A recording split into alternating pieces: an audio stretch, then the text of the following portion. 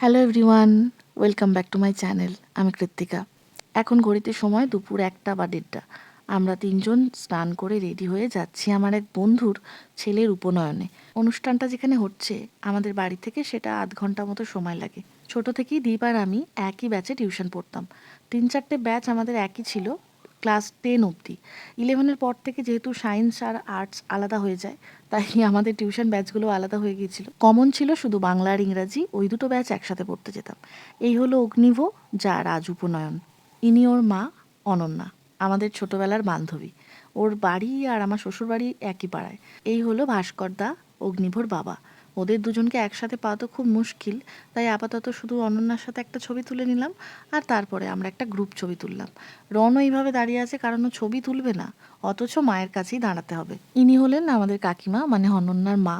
আর লাল পাড় শাড়ি পরে যিনি বসে আছেন চশমা পরে, উনি অনন্যার শাশুড়ি মা। স্কুলের গণ্ডি পেরিয়ে আজকে আমরা মা বাবা। একটা গোটা সংসারের দায়িত্ব আমাদের মাথায়। কত কিছুই পাল্টে গেছে আমাদের সকলের, তবে বন্ধুত্বটুকুই একই রয়ে গেছে।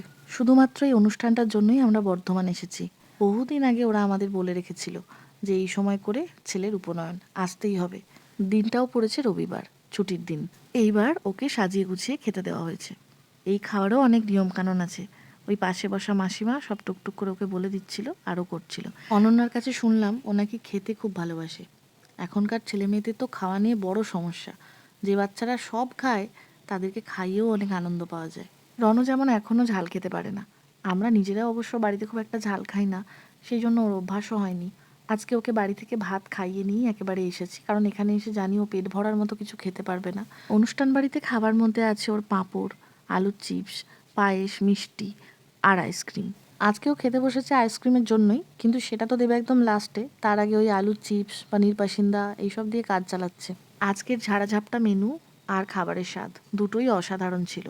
এই প্রথম আমি কোনো অনুষ্ঠান বাড়িতে পোস্ত খেলাম। বাঙালির খাদ্য তালিকায় সর্বপ্রথম যেটা আসে সেটা হলো পোস্ত। এখন মার্চ মাসের শেষের দিক, কিন্তু এমন গরম পড়েছে মনে হচ্ছে মে জুন এসে গেছে।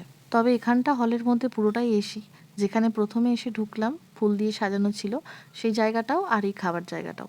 একদম শেষে এই গরম আর নরম গোলাপ জামুন গোটা খাবারটাকে একটা অন্য মাত্রা এনে দিল। রণ শুধু এটা গোটা খেয়ে নিয়েছে। এতক্ষণে মা বাবা খেতে বসার সময় পেয়েছে। দুজনেই ক্লান্ত বিধ্বস্ত।